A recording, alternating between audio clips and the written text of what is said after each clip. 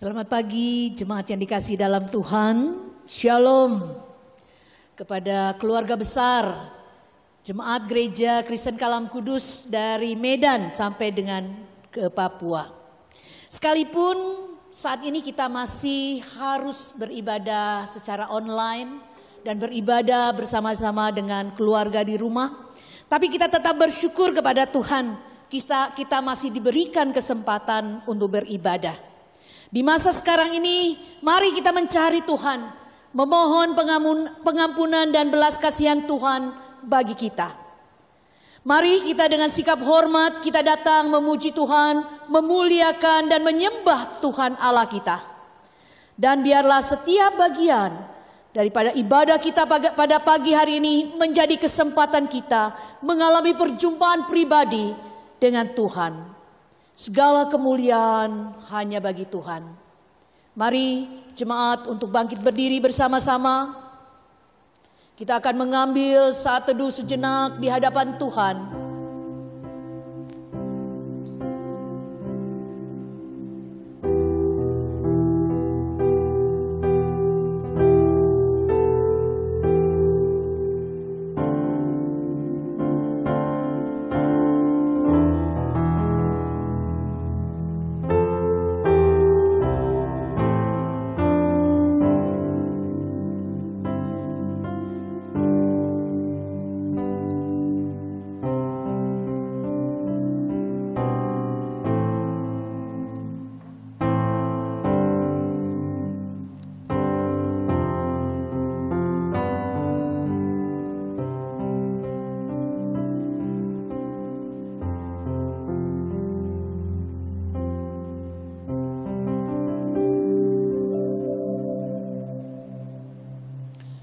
Ibadah pada hari ini dimulai dengan pengakuan bahwa pertolongan kita adalah dalam nama Tuhan yang menjadikan langit dan bumi. Turunlah kiranya atas saudara-saudari sekalian anugerah dan damai sejahtera dari Allah Bapa dan Tuhan Yesus Kristus. Amin. Mari kita buka hati kita di hadapan Tuhan. Kita mau bersyukur kepada Tuhan. Dan kita mau mengakui segala dosa dan kesalahan kita. Firman Tuhan mengingatkan kepada setiap kita di dalam Pengkhotbah 7 ayat 20. Sesungguhnya di bumi tidak ada orang yang saleh, yang berbuat baik dan tak pernah berbuat dosa.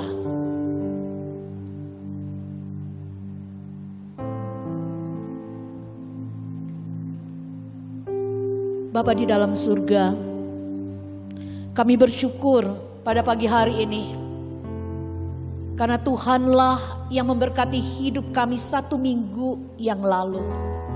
Banyak hal yang terjadi di dalam hidup kami, tetapi kami tahu ada tangan Tuhan yang penuh dengan kasih, menolong kami, memampukan kami melewati hari demi hari. Engkau adalah Allah yang kudus, Allah yang mulia, yang membenci dosa. Tuhan, pada saat ini kami datang kepadamu Tuhan. Sebelum kami memuji Tuhan, sebelum kami mendengar suara Tuhan melalui firman Tuhan yang disampaikan oleh hamba-Mu, Tuhan ampuni kami. Ampuni segala dosa dan kesalahan kami. Ampuni kesombongan kami ya Tuhan, keangkuhan kami. Mungkin pada pagi hari ini juga kami datang dengan kebencian, kekecewaan dan sakit hati. Tuhan tolong kami. Ampuni kami, tolong kami untuk bisa beribadah. Ibadah yang berkenan kepada Tuhan. Terima kasih Tuhan. Kami serahkan setiap para pelayan Tuhan yang hari ini akan melayani. Biarlah anugerah berkat Tuhan menolong setiap kami ya Tuhan. Terima kasih Bapa di dalam surga. Di dalam nama Tuhan Yesus kami berdoa. Amin. Berita anugerah, sebab di dalam Dia dan oleh darahnya kita beroleh penebusan, yaitu pengampunan dosa menurut kekayaan kasih karunia-Nya. Efesus 1 ayat 7. Mari jemaat sekalian dengan tetap berdiri. Bagi setiap kita dari abad ke abad kita akan menyatakan pengakuan iman rasuli dengan menyatakan demikian. Aku percaya kepada Allah, Bapa yang Maha Kuasa, Khalik langit dan bumi, dan kepada Yesus Kristus, anaknya yang tunggal Tuhan kita, yang dikandung dari Roh Kudus, lahir dari anak darah Maria, yang menderita sengsara di bawah pemerintahan Pontius Pilatus, disalibkan, mati dan dikuburkan, turun ke dalam kerajaan maut. Pada hari yang ketiga bangkit pula dari antara orang mati, naik ke surga, duduk di sebelah kanan Allah, Bapa yang Maha Kuasa. Dan dari sana ia akan datang untuk menghakimi orang yang hidup dan yang mati. Aku percaya kepada Roh Kudus, gereja yang kudus dan am, persekutuan orang kudus, pengampunan dosa, kebangkitan tubuh dan hidup yang kekal. Amin. Selamat memuji Tuhan dan mendengarkan firman Tuhan. Mari jemaat sekalian kita datang, kita hampiri tahta Tuhan pada pagi hari ini. Kita bawa diri kita bawa sembah kita bawa puji kita. Nobatkanlah Raja.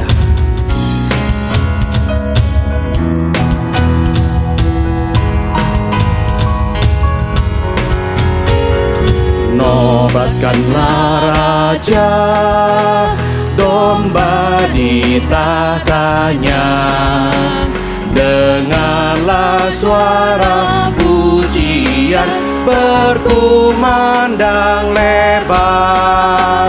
Bangunlah jiwaku, bersorak dan puji Kristus yang mati gantiku selama-lamanya.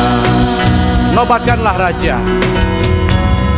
Nobatkanlah Raja, Tuhan alam semesta. Namanya disebut ajaib dan maha mulia. Raja-raja dunia bertelut padanya. Terima kota kepadanya, puji dan kasih-Nya. Terimalah Tuhan sembah dan puji setiap kami Tuhan. Dari kedalaman hati kami sungguh rindu Tuhan. Kita katakan sekali lagi, nobatkanlah Raja. Nobatkanlah Raja, Raja segala raja. Dialah Sang Maha Pencipta, bertahta di sorga. Puji Dia penebus yang mati gantiku. Puji dan memuliakannya selama-lamanya. Kita katakan beri puji, beri hormat. Beri puji, beri hormat bagi Yesus yang duduk di tahta. Berkuasa, berkuasa. Kau sungguh mulia Tuhan. Mulia. Segala bangsa kan datang menyembah. Mari kita katakan haleluya, haleluya. Haleluya. Haleluya. Kudus dan mulia namamu. Haleluya. Haleluya. Ku sembah Kau Yesus, ku sembah Kau. Sungguh Tuhan, kami benar-benar rindu Tuhan. Lawatlah kami satu persatu Tuhan. Terimalah hormat kami dan pujian kami Tuhan. Beri puji, beri hormat bagi Yesus yang duduk di tahta. besar, mulia. Segala bangsa kan datang menyembah. Haleluya, haleluya, kudus dan mulia namamu. Haleluya, haleluya, ku sembah kau Yesus, ku sembah kau. Namamu terbesar, Raja di atas segala raja. Sudah selayaknya kami selalu menyembah-Mu Tuhan. Haleluya, haleluya, kudus dan mulia namamu. Haleluya, haleluya, ku sembah kau Yesus. Sekali lagi kita katakan haleluya, haleluya, haleluya, kudus dan mulia namamu. Haleluya, haleluya, ku sembah kau Yesus, ku sembah kau. Ku sembah kau, ku sembah kau Tuhan. Sekali lagi ku sembah kau Tuhan. Ku sembah kau Yesus, ku sembah kau. Haleluya, puji Tuhan. Kami percaya Tuhan, di dalam hati kami Tuhan, Engkau hanyalah satu-satunya Tuhan di dalam hidup setiap kami. Mari kita katakan, Kaulah satu-satunya. Kaulah satu-satunya, sumber dari segalanya. Kau kebenaran yang hidup, Kau kebenaran yang selalu ku pegang. Kau keyakinanku untuk bersinar terang. Yesus Tuhanku yang berkuasa atasku, hidupku takkan sama. Ku tahu sungguh anugerah-Mu bagiku, hidupku takkan sama. Ini janji kami Tuhan. Kami rindu Tuhan mempunyai hidup baru setelah kami mengenal Engkau, karena Engkaulah satu-satunya. Kaulah satu-satunya, sumber dari segalanya. Sumber dari segalanya. Kau kebenaran yang hidup Tuhan. Kau kebenaran yang selalu ku Kau keyakinanku Tuhan. Kau keyakinanku untuk bersinar terang. Yesus Tuhanku yang berkuasa atasku, hidupku takkan sama. Ku tahu sungguh anugerah-Mu bagiku, hidupku takkan sama. Kami merasa lemah Tuhan, tetapi kami tahu kami punya Allah yang dahsyat Tuhan, karena Kaulah alasan untuk kami hidup. Kaulah alasan untuk ku hidup, hanya menyenangkan-Mu. Kaulah alasan untuk ku hidup, hanya menyenangkan-Mu. Yesus Tuhanku yang berkuasa atasku, hidupku takkan sama. Ini janji setiap kami Tuhan. Ku tahu sungguh anugerah-Mu bagiku, hidupku takkan sama. Yesus Tuhanku yang berkuasa atasku, hidupku takkan sama. Ku tahu sungguh anugerah-Mu bagiku, hidupku takkan sama. Amin.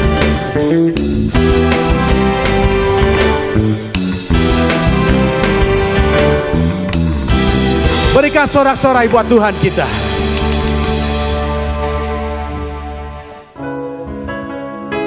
Kami datang membawa hati setiap kami, Tuhan. Ini doa kami, Tuhan.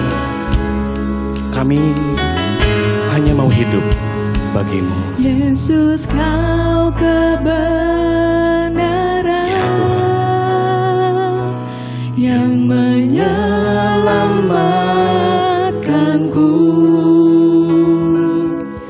Kau memberikanku hidup dan pengharapan.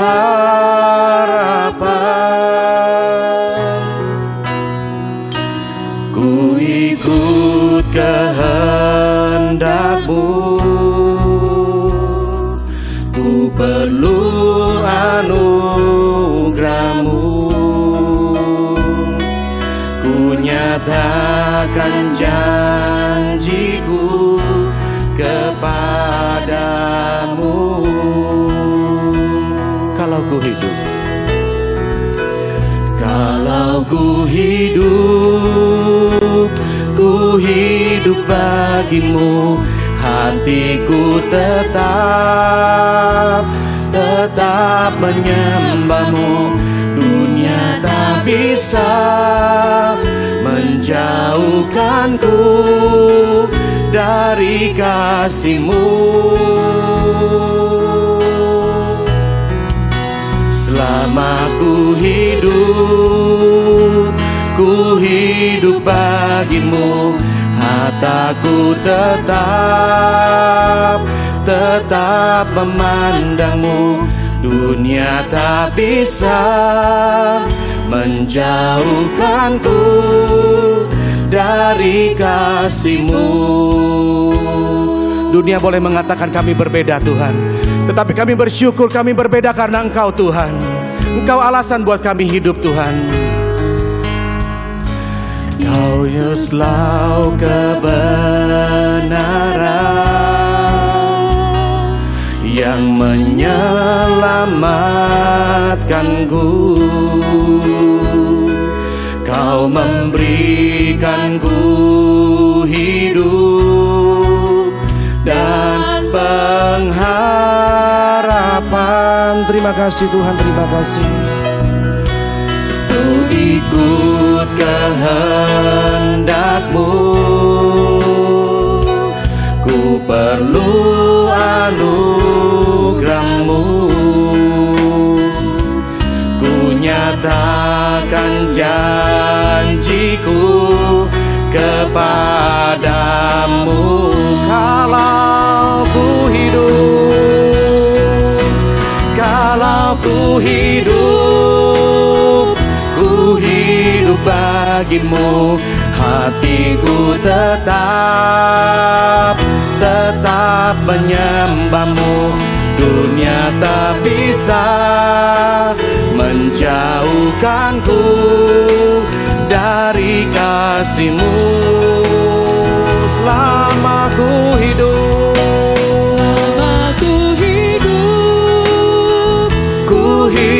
bagi-Mu. Mataku tetap memandang-Mu, Tuhan. Dunia tak bisa menjauhkanku dari kasih-Mu. Kalau ku hidup bagi-Mu, hatiku tetap tetap menyembah-Mu. Dunia tak bisa menjauhkanku dari kasih-Mu. Selama ku hidup, ini janji kami Tuhan. Berikan kekuatan buat setiap kami Tuhan, supaya sampai selama-lamanya kami hidup bagi-Mu Tuhan. Mempertahankan Tuhan rasa percaya kami ke dalam Tuhan. Bisa menjauhkanku dari kasih-Mu. Sekali lagi kita katakan, dunia tak bisa menjauhkanku. Dunia tak bisa menjauhkanmu dari kasih-Mu.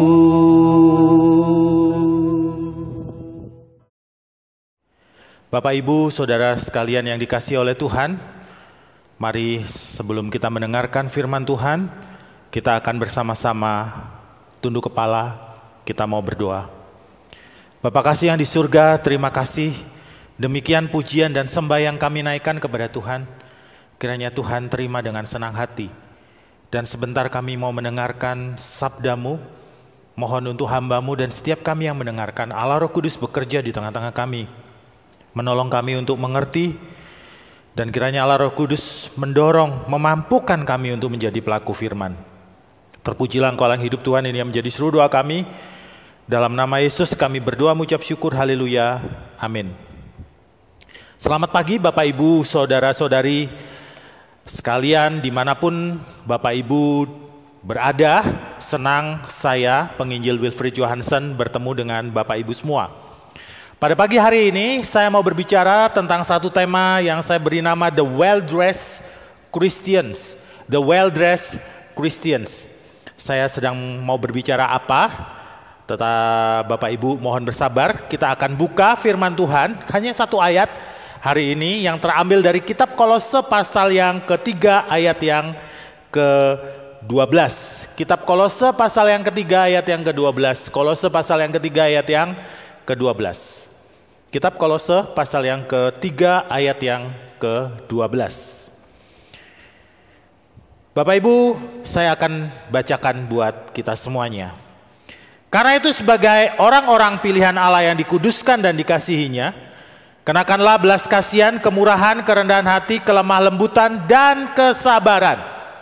Ya, Bapak Ibu Saudara sekalian, sekitar tahun 2006, kalau saya tidak salah, sebagaimana yang dilansir oleh laman Detik Hot, di sana tertulis masuk istana Wapres Ungu diusir. Maksudnya apa?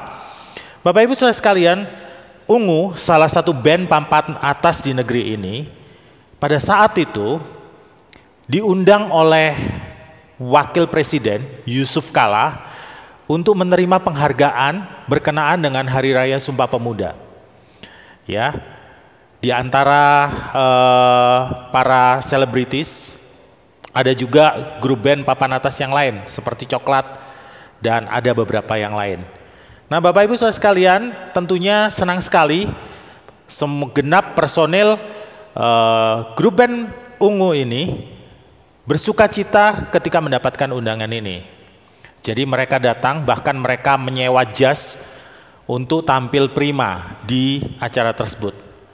Tetapi ketika hendak memasuki pelataran dari istana kepresidenan, pasukan Pampres, pasukan Pas Pampres, pasukan pengamanan presiden mengusir semua personel band Ungu ini. Kenapa? Karena walaupun mereka mengenakan jas, tetapi mereka mengenakan celana jeans. Dan itu dianggap tidak sesuai dengan protokol dari istana kepresidenan. Mereka semuanya menggerutu, kecewa, dan sempat diwawancarai oleh media. Mereka mengatakan bahwa jas yang mereka sewa ini juga cukup mahal, tetapi apa daya, mereka tetap harus pulang karena mereka tidak memenuhi protokoler istana presiden. Betapa berbusana itu penting. Itulah hal yang sebenarnya mau saya sampaikan Bapak Ibu Saudara sekalian, ya. Bahwa ada etika di dalam berpakaian atau berbusana. Bapak Ibu saudara sekalian, Bapak Ibu mungkin setuju dengan sebuah kalimat, sebuah ungkapan dalam bahasa Inggris yang berkata begini ya. Ungkapan dalam bahasa Inggris itu, clothes say a lot about a person. Busana itu berbicara banyak tentang seseorang. Ya. Bagaimana kalau misalnya Bapak Ibu melihat orang dengan busana seperti ini? Kalau Bapak Ibu bisa lihat di layar ya. Di sebelah kiri ya, sebelah kiri saya, ujung sebelah kiri begitu, ada tulisan think less, do it more. Ada seseorang wanita yang mengenakan baju, kurangi berpikir, perbanyak kebodohan. Lucu ya, ada orang yang memakai baju seperti itu. Atau pria yang sedang duduk itu, dia mengenakan kelihatan seperti sweater dengan tulisan leave me alone. Biarkan saya sendiri. Antisosial ya Bapak Ibu. Busana atau baju yang dikenakan seseorang banyak berbicara tentang orang yang mengenakannya. Bahkan seorang penulis terkenal, ya, penulis terkenal dunia, Mark Twain, berkata begini Bapak Ibu. Clothes make the man. Naked people have little or no influence on society. Busana itu menjadikan seseorang, ya. Orang yang telanjang hanya memiliki sedikit atau tidak sama sekali pengaruh di dalam masyarakat, ya.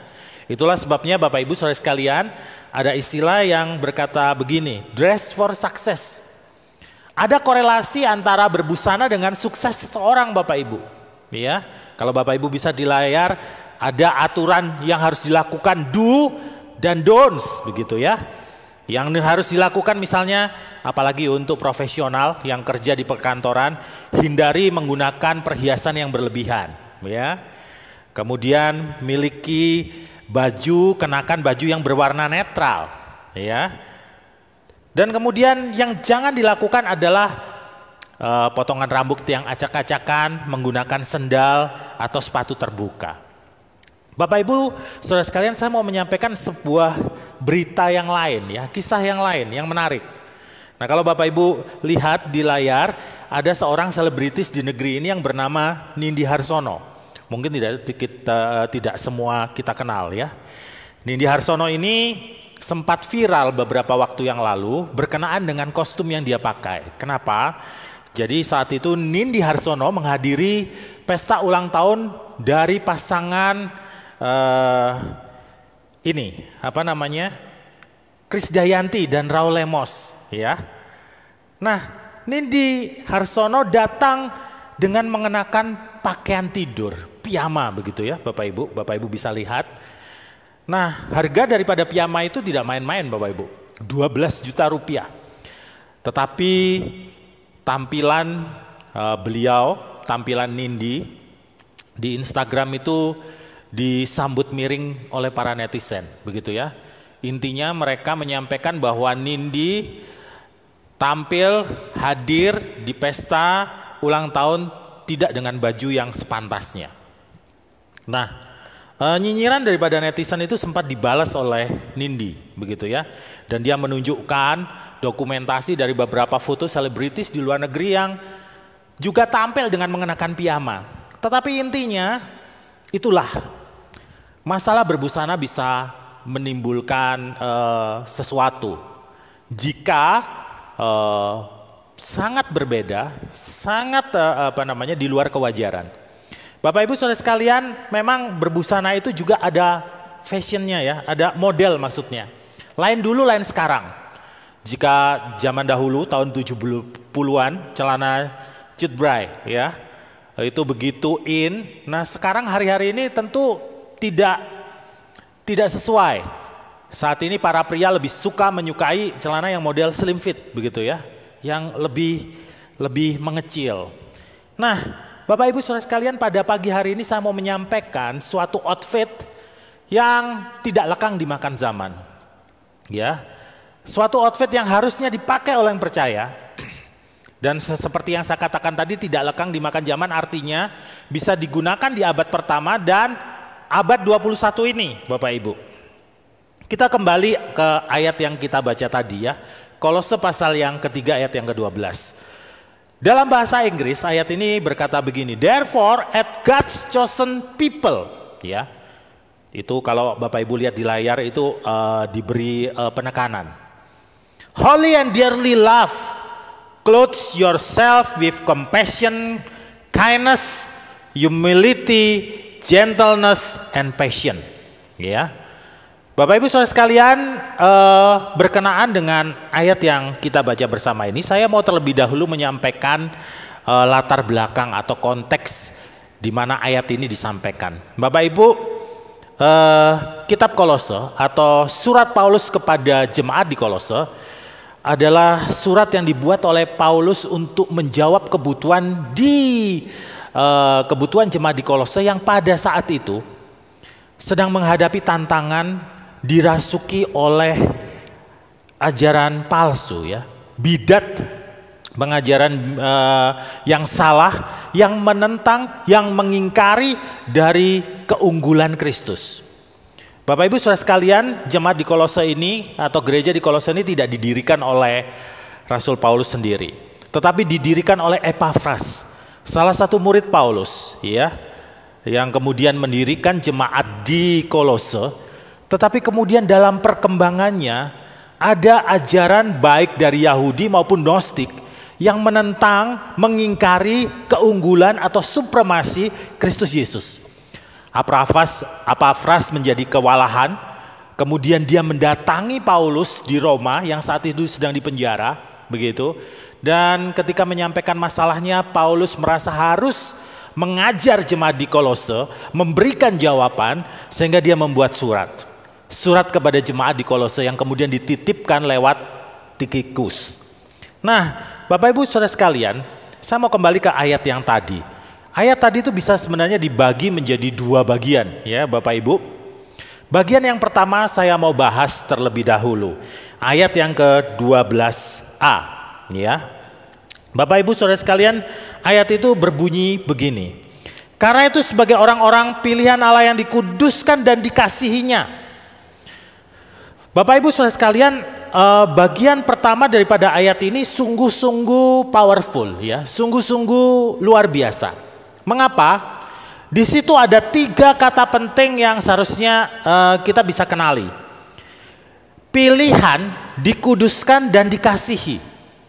Ya. Jadi kenakan kepada diri kita.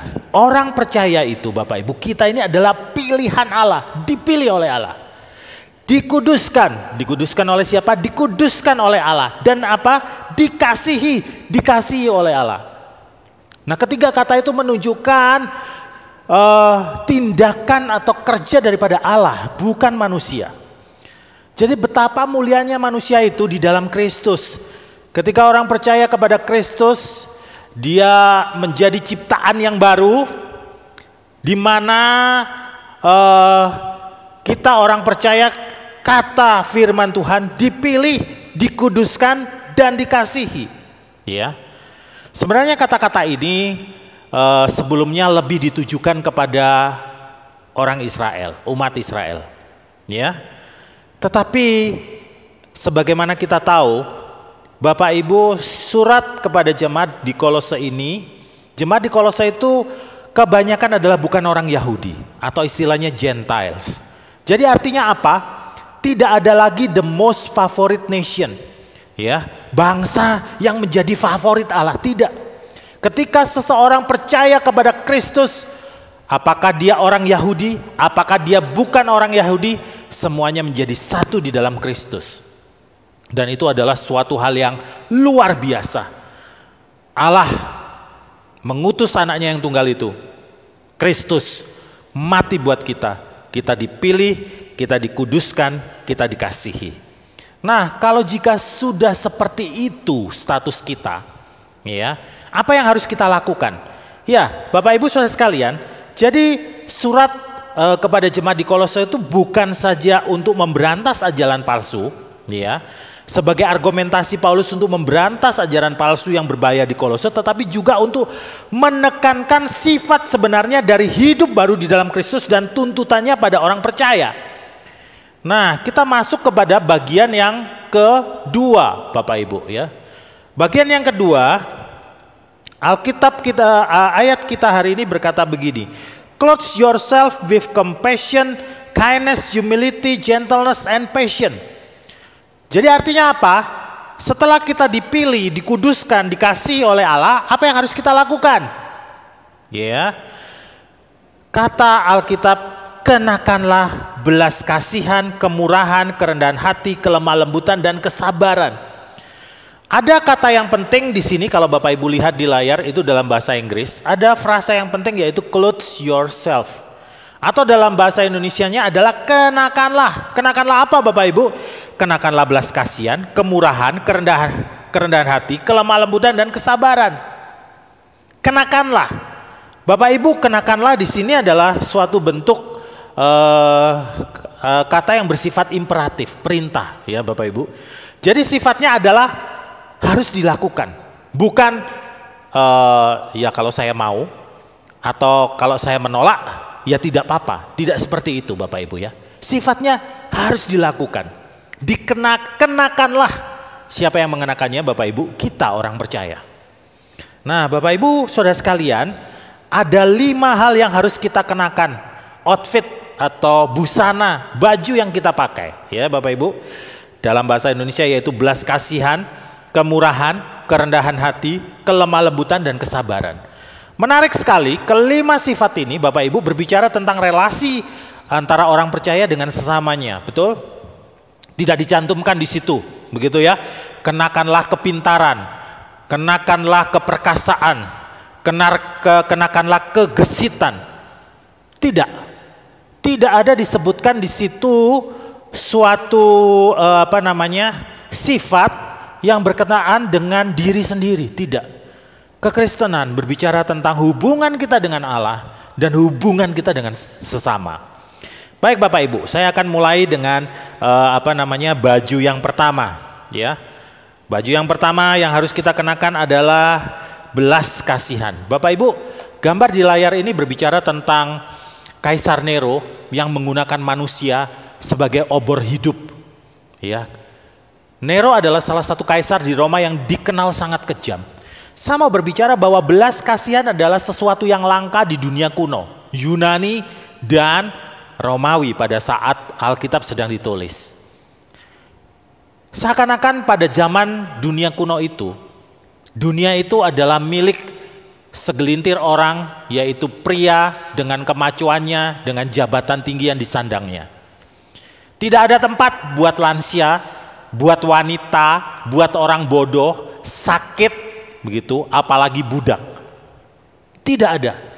Dan kemudian Kristus datang ke dunia, kekristenan muncul. Dan yang ditawarkan adalah compassion, ya, atau belas kasihan. Dan kemudian budaya berubah. Rumah sakit didirikan, ada logo palang merah, salib. Dan kemudian panti jompo didirikan. Ya, panti asuhan didirikan. Semuanya karena ada belas kasih dari antara komunitas Kristiani. Belas kasih. Bapak Ibu saudara sekalian, saya menyukai quotes dan ada quotes yang mau saya sampaikan pagi ini. Yaitu seorang yang bernama Rick Warren. Kita banyak tahu ya. Seorang pendeta terkenal dari Saddleback. Beliau sempat berbicara tentang belas kasihan. Begitu ya, soal compassion. Beliau berbicara begini, saya langsung terjemahkan dalam bahasa Indonesia. Budaya kita menerima 2 kebohongan besar. Yang pertama adalah jika Anda tidak setuju dengan gaya hidup orang lain, maka Anda harus takut atau harus membenci mereka. Yang kedua, mengasihi seseorang artinya kita akan setuju dengan apapun yang mereka lakukan dan percayai. Dua-duanya salah. Karena kita tidak bisa mengkompromikan keyakinan kita dengan alasan berbelas kasihan. Jadi Bapak Ibu saudara sekalian, maksudnya apa? Belas kasihan itu artinya jika ada orang yang berbeda dengan kita tidak harus membencinya. Kita harus tetap mengasihi, berbelas kasihan. Tetapi berbelas kasihan juga bukan berarti mengiyakan semua hal yang buruk yang mereka lakukan. Nah ini kata-kata ini baik sekali untuk kita renungkan hari-hari ini.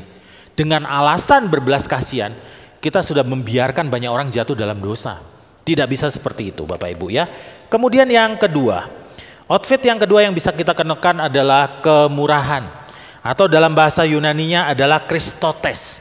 Kristotes diyakini sebagai kebajikan manusia yang menganggap milik sesamanya sama pentingnya seperti miliknya sendiri. Ya, seorang pujangga besar kuno yang bernama Josephus, dia adalah seorang pujangga kelahiran Yahudi Roma, menggunakan atau merujukkan kata Kristotes ini kepada tindakan yang dilakukan oleh wanita yang mengurapi Yesus. Bapak Ibu bisa tahu ya, kisahnya wanita itu yang merasa tidak layak itu tahu bahwa Yesus akan mati. Dan dia mempersiapkan segala sesuatunya. Ya, dia mengumpulkan uang dan memberi pemberian yang terbaik, minyak narwastu murni yang sangat mahal harganya, dipecahkan untuk mengurapi Yesus. Dan menurut Josephus itulah sebenarnya kemurahan yang sejati. Bapak Ibu Saudara sekalian, seorang penafsir Alkitab terkenal yang bernama William Barclay berkata begini, banyak orang dibawa ke gereja bukan karena argumentasi teologis, tetapi lebih karena kebaikan daripada orang-orang Kristen yang mengasihi. Ya, kemurahan orang-orang Kristen yang mengasihi. Jadi Bapak Ibu, ada banyak orang dibawa Kristus itu bukan karena perdebatan teologis, tetapi karena apa? Karena ada kemurahan, ada kindness dari orang-orang percaya. Lalu outfit yang ketiga yang mau saya sampaikan sesuai dengan firman Tuhan juga adalah kerendahan hati, atau dalam bahasa Yunaninya tapainosfrosune. Nah, menarik sekali bahwa dalam bahasa Yunani klasik itu tidak ada kata untuk kerendahan hati yang tidak berbau perbudakan. Ya. Jadi dalam budaya Yunani kuno itu, rendah hati itu adalah sesuatu yang identik dengan budak. Ya, budak harus rendah hati, harus merendahkan diri karena budak, begitu ya. Semua haknya sudah hilang. Tetapi kekristenan datang, Yesus datang ke dunia ini mengajarkan bahwa Dia yang adalah Allah mau turun ke dunia ini demi orang berdosa, dan itu adalah kerendahan hati yang sejati. Seorang hambanya yang terkenal, Billy Graham, berkata begini, Allah mengukur manusia lewat tindakan kerendahan hati yang terkecil, bukan dari kebesaran pencapaian mereka atau ukuran daripada kapabilitas mereka. Bapak Ibu, kita dinilai oleh Tuhan oleh tindakan kerendahan hati yang bahkan yang paling kecil sekalipun, bukan dari kebesaran pencapaian kita atau kapabilitas kita sebagai pelayan Tuhan atau orang percaya. Dan kemudian yang keempat Bapak Ibu, kelemah lembutan, gentleness, atau juga ada yang menyebutnya meekness. Dalam bahasa Yunaninya adalah praotes. Seorang filsuf Yunani terkenal, Aristoteles, berkata begini, yang dimaksud dengan praotes itu adalah kebahagiaan yang ada di tengah-tengah. Antara apa? Antara yang terlalu banyak dan terlalu sedikit marah. Jadi kalau ada terlalu banyak marah di sebelah sini dan ada terlalu sedikit marah di sini, namanya praotes itu di tengah-tengah. Nah, Bapak Ibu Saudara sekalian, dikatakan orang yang memiliki praotes, bukan protes ya Bapak Ibu, praotes, kelemah lembutan. Orang yang memiliki kelemah lembutan adalah orang yang dapat mengendalikan diri. Kenapa? Karena ia dikendalikan oleh Allah, sehingga ia selalu menjadi marah pada saat yang tepat dan tak pernah marah pada saat yang tidak tepat.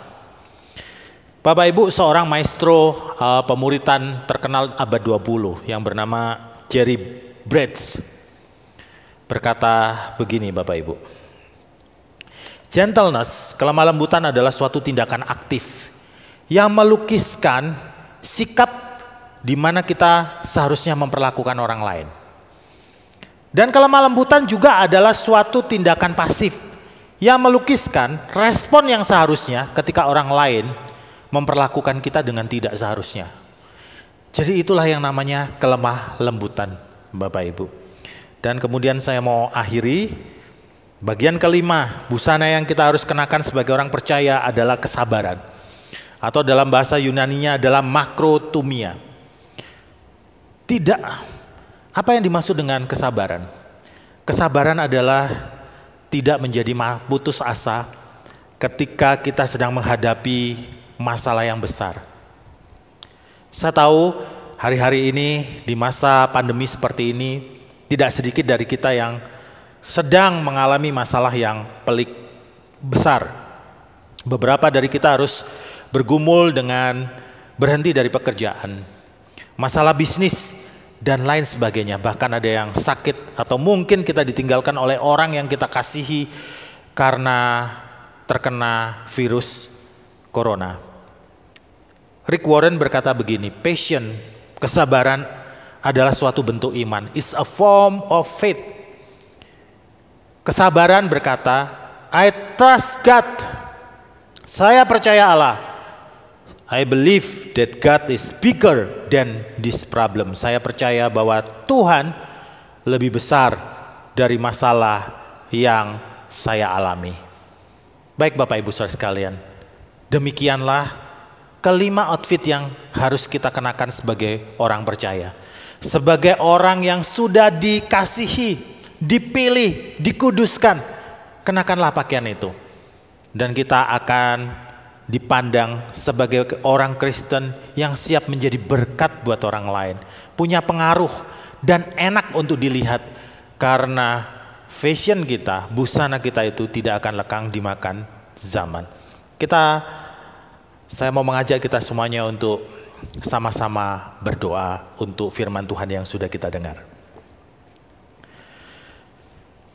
Bapa yang di surga, terima kasih untuk firman yang kami sudah dengar.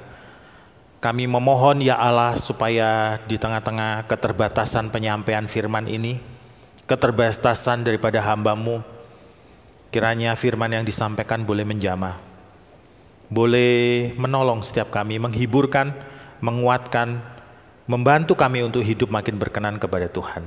Tolong hamba-Mu juga yang menyampaikan untuk bisa menjalani firman yang sudah hamba khotbahkan.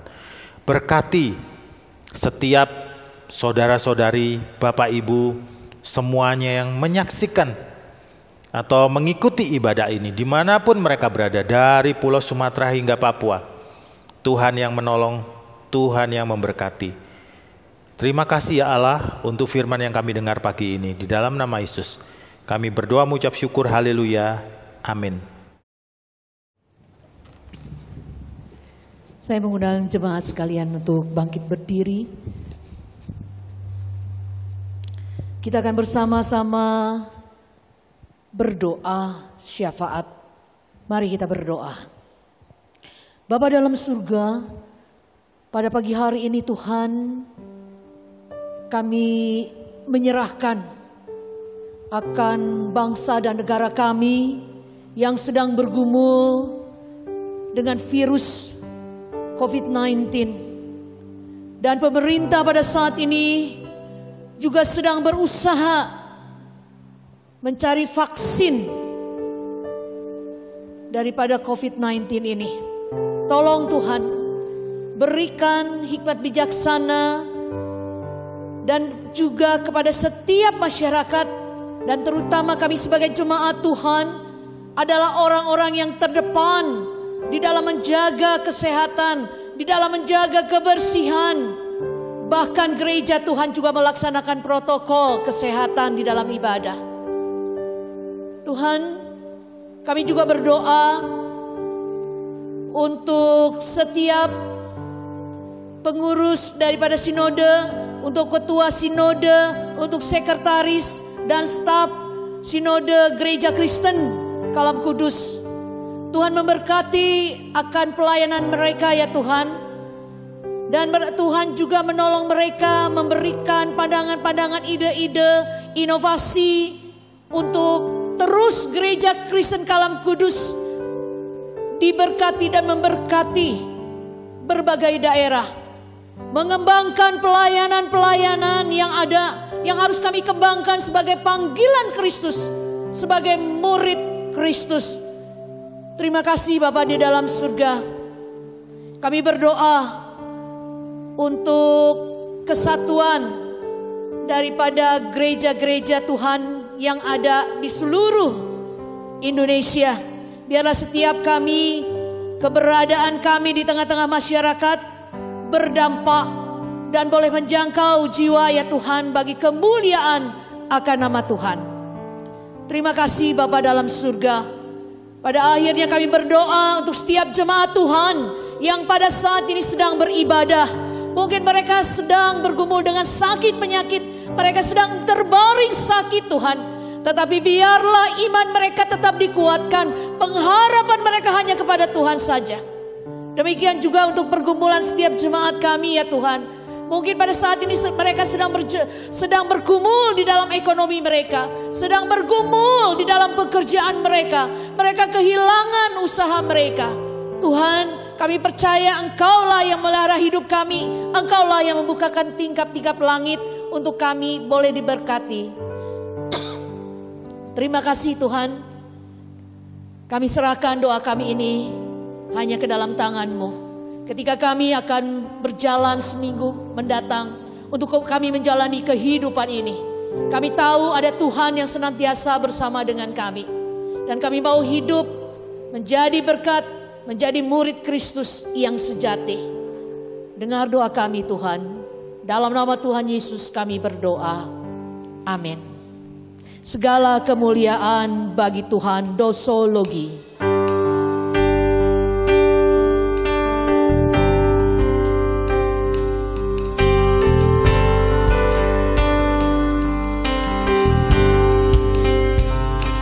Puji Allah Bapa Putra, puji Allah Roh Kudus, ketiganya yang esa. Mohon selamat sumber berkat.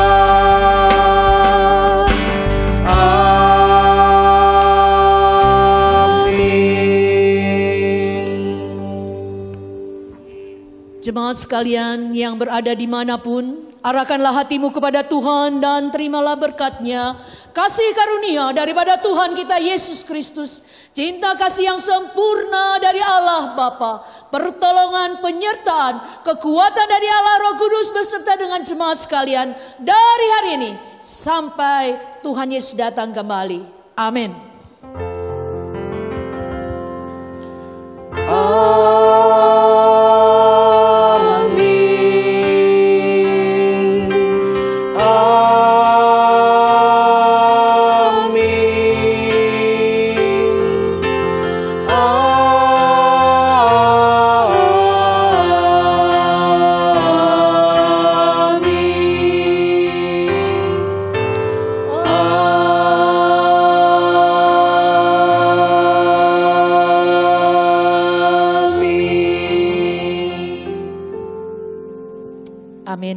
Silakan duduk untuk jemaat sekalian. Silakan mengambil saat teduh sejenak di hadapan Tuhan.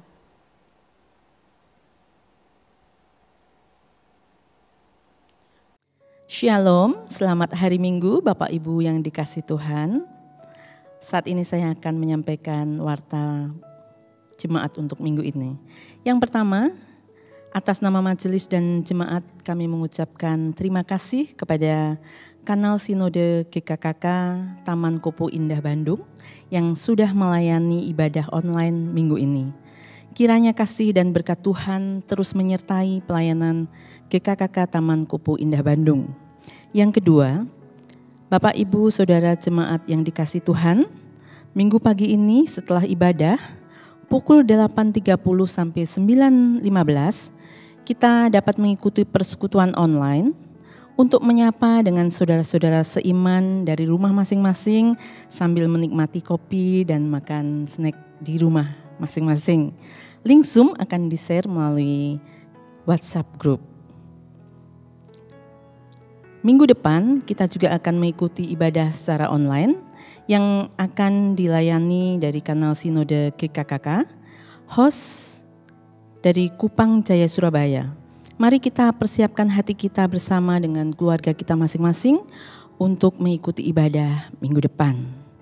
Bapak Ibu yang dikasihi Tuhan, kita juga bisa memberikan persembahan bagi pekerjaan Tuhan melalui transfer ke rekening gereja kita atau men-scan QR kode rekening gereja kita.